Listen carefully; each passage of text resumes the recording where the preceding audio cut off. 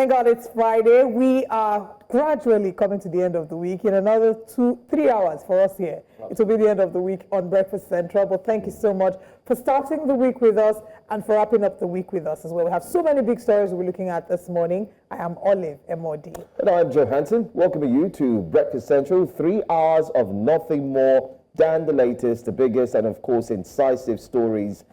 Looking at the analysis as well concerning what took place in Lagos a few days ago, not forgetting to the latest story concerning the FCT minister as he's talking tough. But I'm going to pass it over to Benga as he also tells us what he thinks about the 3 hours. Bonjour, my colleagues. You guys are doing very well. Yeah, multilingual. I'm multilingual. Okay, good morning, everyone. Welcome to Breakfast Central. It's Friday, so we let our hair down. If you've noticed the trend on Fridays, Joe and I don't wear ties. No. Try to, tone down the vibe a bit from all the seriousness of the week. And it's been one tough week, especially for residents of Lagos. We have so many news for you, and another triumphant victory. It's been a week of victory for the woman king in Kogi State. She had a helicopter victory, now she has an INEC victory. We'll get into details of all of that and more. I am Benga Bora. Welcome to Breakfast Central. All right, welcome to the show, everyone. Too many stories to be looked at this morning, but like Benga has said, we'll start off with the story about victory. INEC has rejected the petition recall by a certain group of people, because I won't call them the constituents of Kogi State now, because now we will look at those people, the fact that the massive support that Natasha got yesterday, or 2 days ago rather, when she went to spend some time with her people, and then seeing the fact that now INEC has said you didn't meet Section 69 requirements for the recall to actually happen. And she, of course, has been rejoicing. She has granted interviews. Her and her team is celebrating, really. So I would say congratulations to her. Is it over yet? Is it Uhuru? We do not know. Because it feels like when one door closes, another door opens when it comes to this political drama. With regards to the recall, it's over. You can't be wasting INEC's time. And there's a school of thought that thinks that if INEC got to the verification stage, then they will have to file charges against those who bought the petition in the first place, because there's widespread allegations of impersonation and fraud. And you can't be doing that. It's a criminal offense. You can't be wasting time and resources of INEC. So they would check that. And it depends on, like you said, it's not yet, it might not yet be Uhuru, because she's against very formidable opponents, and they might want to perfect and do better with the numbers, and maybe try again later. But I wouldn't want to believe they'll do that. Well, it kind of like reminds me of when you make a phone call and then you hear the number you have tried. It's not reachable. It's not reachable. Try again later. So like you said, it's not yet Uhuru. They might want to try again later. But the dynamics here for everyone is to look at the fact. I'm happy we're going to have a conversation with a representative from INEC. Part of the questions I would love to, throw at her is INEC going to do anything to the constituents, in quotes, those who forged signatures? Because INEC has the power to actually prosecute electorates or anyone who has, engaged in fraud, especially which has got to do with visa applications. Yeah? If you tender a visa application with false documents, it's a criminal offense. Of course. Against you. Of course. So that's what we're going to look at. But for Natasha, I'm going to say it's not over yet, just to say that clearly.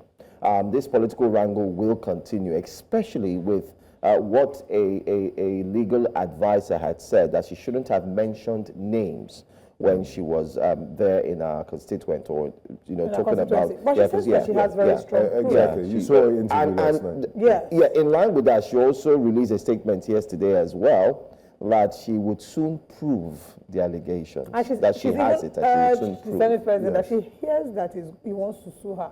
So she urges him to go ahead.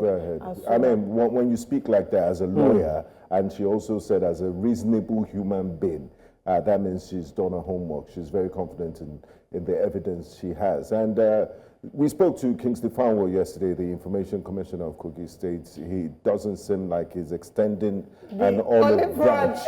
He said he made reference to the Truth and Reconciliation committee in South Africa that she has to say the truth, ask for forgiveness, then they can begin the talks of reconciliation. So I think daggers are still drawn on both sides. On a much lighter note, this thing you just did of extending my hand, you know, I almost wore an olive shirt today. It would have been so fitting if I wore the olive shirt. You're already the olive brand. Let me extend it again. Olive brand.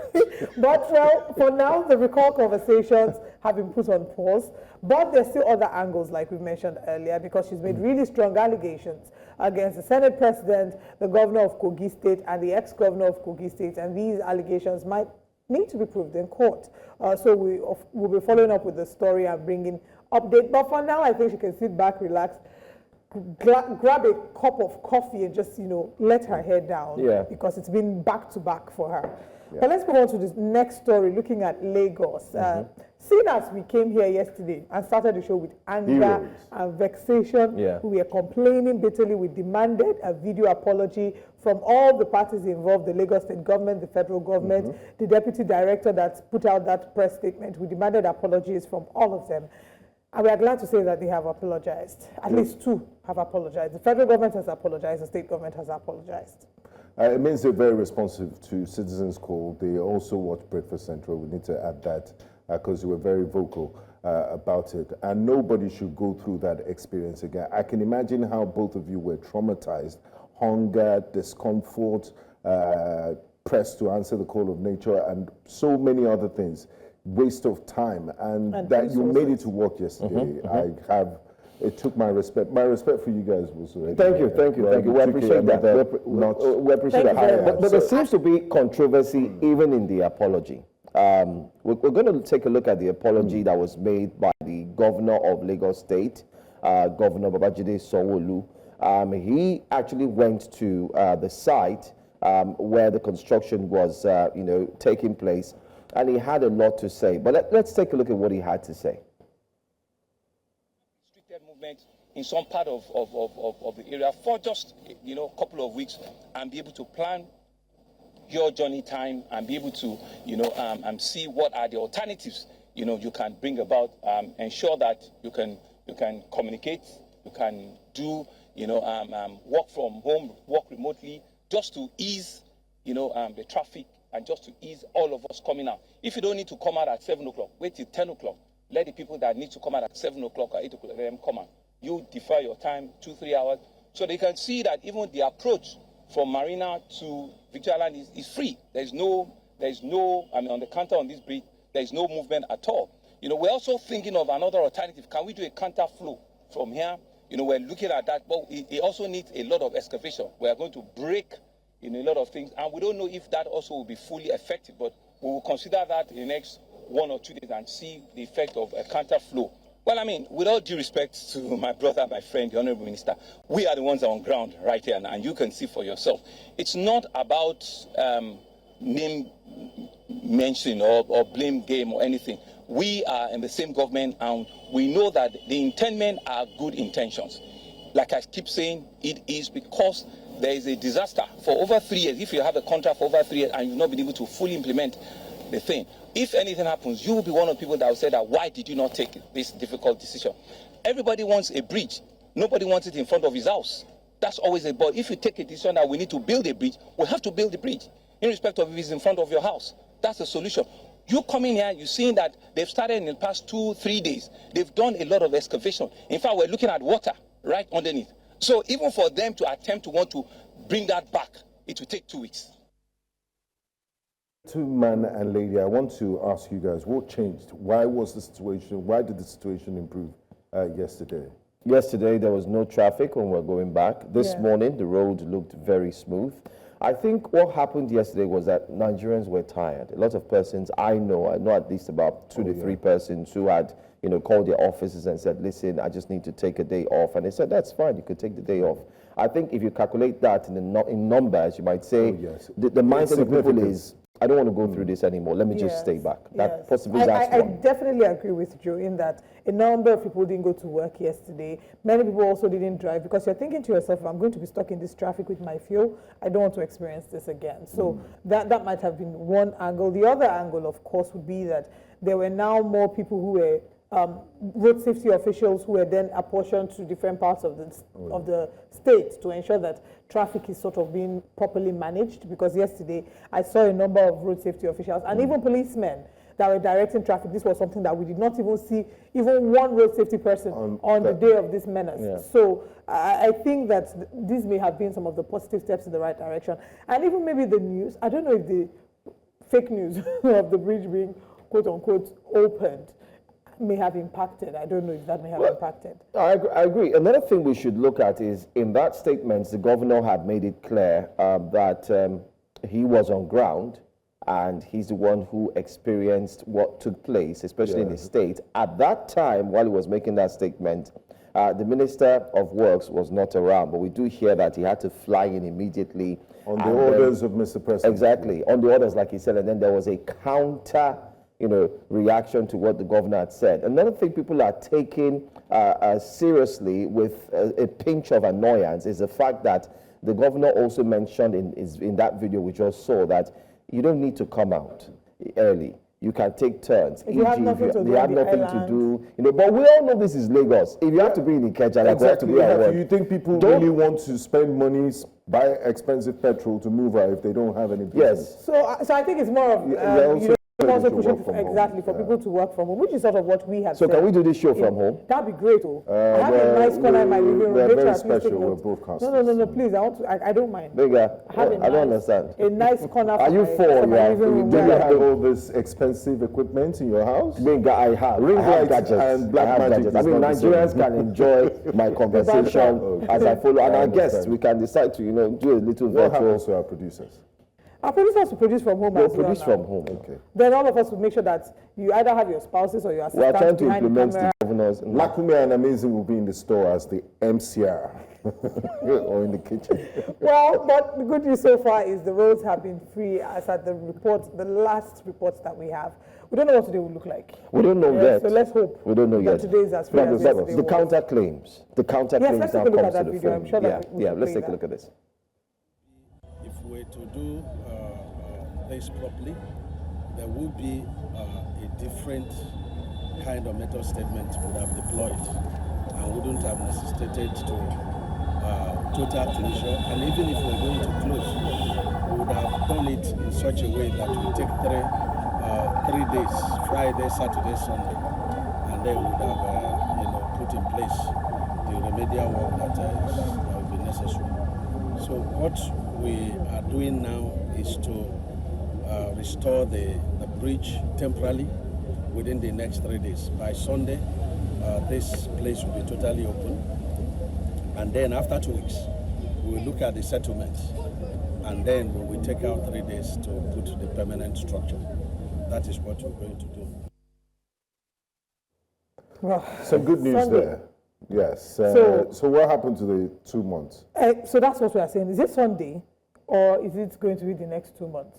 I think if they use this method, which is what people are used to, what they did with the Third Mainland Bridge, you segment and you use the hour, you time it, it's going to extend beyond 2 months if care is not taken.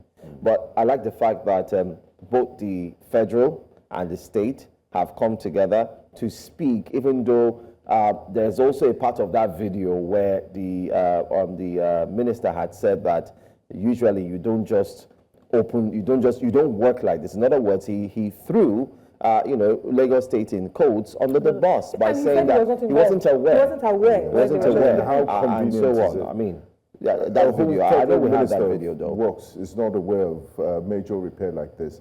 And he also blamed the controller that she went ahead to initiate the closure. Has she given us apology though? She's the only person that's not yet given us apology. The governor has done that on her behalf. Okay, the governor has done that on her behalf. Okay, we'll forgive her. Her superior has done that on her behalf. Okay, in that case, we'll forgive her. Anyway, let's take a look at this. Let's take a look at this. We designed the rehabilitation, but unfortunately, when the bridge was to be closed, I was not informed. The controller did that on her own, and it's very unfortunate because for a bridge to be closed, especially in Lagos, as you know, has been the tradition, I should be informed as the minister And we should also have studied the implication of it, even though it's an emergency situation. We would have deployed emergency evaluation of the implication of closing the bridge. Was there any other thing we would have done? And then while we take time to do the proper work. And so I use the opportunity to warn all controllers and engineers all over the country, never you close the road or close any bridge without running it through the PAM Secretary, who will seek for the permission from the Honorable Minister of Works. And so there will be consequences, disciplinary action for this. There will be Consequences for, closing the bridge? Maybe suspension, because if, let's take what it says for face value. The minister won't say what he doesn't know. And so the controller is responsible for all of the sufferings of Lagosians 2 days ago, and there will be consequences. I hope they will communicate the consequences she'll be facing to Nigerians, because we deserve to know. This should never happen again, and it's really terrible miscommunication between the federal and the state government, that they're not even aligned when it comes to issues like this. Great one, great one. Anyway, let's move away from that story now, and as Nigerians continue to heave a sigh of relief, not being in traffic yesterday and this morning, we can tell you, for now, let's also tell you quickly that the FCT minister has eventually come out to dispel rumors that was indeed circulating a few days ago. Now, if care is not taken, you may have come across that story. Now, what's the story? Social media was agog with news that the federal FCT minister, while he was inspecting, a few construction works at construction sites, slumped and was rushed and was told to leave the country to receive proper medical care and attention. In short, some of the tweets were very, I must say, horrible. Nasty. Horrible. In as much as you do not like someone, you don't wish death upon a fellow man. Come on. People are saying there were statements that he's not able to move his right hand anymore. He may not be able to walk, and a cross section of Nigerians, not all, because I know. We're not like that. The Twitter keypad warriors, ex-warriors, were busy saying, "Oh, I wish he would never do this anymore," and so on. But the FCT minister has finally decided to say, "Okay, I've commissioned some of these jobs. I've looked at the progress. Now it's time for me to attend to this." In quotes, so-called statement. Remember, his essay had already tweeted. Larry had said that Oga is walking now. Which one is this story you guys are, peddling, circulating and peddling around and so on? But he finally had this to say. Let's take a look at it. I don't want to give credence to people who are only interested in carrying rumor. First of all, the human being, it is not a ghost that will collapse. It's human beings that will collapse if there's any problem in their health. Unfortunately, I did not collapse. I didn't shed inside that I had any health problems. Let me tell you what happened. What happened was that you see that the former head of service of River State government came out to let the public know what was going on. We had a plan to bomb the House Assembly complex. I had a plan to attack national assets. In order to divert attention from people not focusing on that, they have to bring one rumor that they have been flown overseas. There was another time I collapsed, there was another time anybody took me to. I thank Nigerians for being, for really worried that this should be, but people should not wish their fellow human beings such a thing to happen. We know that we will die one day. Nobody will remain in this world forever. Wow. Never miss an opportunity for politicking, not even when you're inspecting projects. There's still that 1 minute, 2 minutes to drop a few jabs and sprinkle some politics. Address all the haters that are expected. But to be honest, you can have your grouse with people, but sometimes we take it a little too far. Sometimes, okay, there's a case that comes to mind. I don't know if I should mention this, but I think we do take it too far sometimes. So it's two ways. We need to be a bit more empathetic, but politicians also need to remember that whilst they're in office, power is transient, it would not always be permanent, and that the legacy you would leave behind will be what people will speak about of your life and of your time in office when you're gone. So I'm hoping that these thoughts, it's just that nothing concerns Nigerian politicians with legacy. Nothing concerns not all of them. People remember they don't posterity, care yes. about that. It's just like, whilst we're here, let's have us as much as we can. When you look back at some of the politicians who still have their names written indelibly, especially in hearts of some Nigerians, you find out that they are mostly the older generation of people politicians. Like Japan, yes, exactly. That's where I was going to. There's no how you have bus stops named after them. You have roads named after them. You know, Tunde Braithwaite. You have them. Yes. There are names like that. That you remember. Oh, because these of the people work were known for what they did. They were this, they were that. But these days, I think the politicians are basically, hey, let's just go there. Let's make a change. And you ask, where is the change? You barely see it. But I think Wike has been able to dispel these rumors. He's made it clear. In other words, he's told you, in quotes, if you're a hater, that he's doing well and good. Let's please tone down the insult and the rhetorics on social media. You can hardly go through a story, 3 lines, and the next thing you see is insults like verbal abuses, curses. We're better than this. I mean, who raised some of you people? And you don't want the government to, we should self-regulate. You don't want the government to use this opportunity to say, okay, we're going to clamp down and you lose some of your freedoms because you can't use social media responsibly. Let's all take charge and be responsible in our use. Absolutely. I agree. With these few points of ours, we hope that we've been able to convince and not confuse you that it will be a great show. Let's share with you our top stories this morning.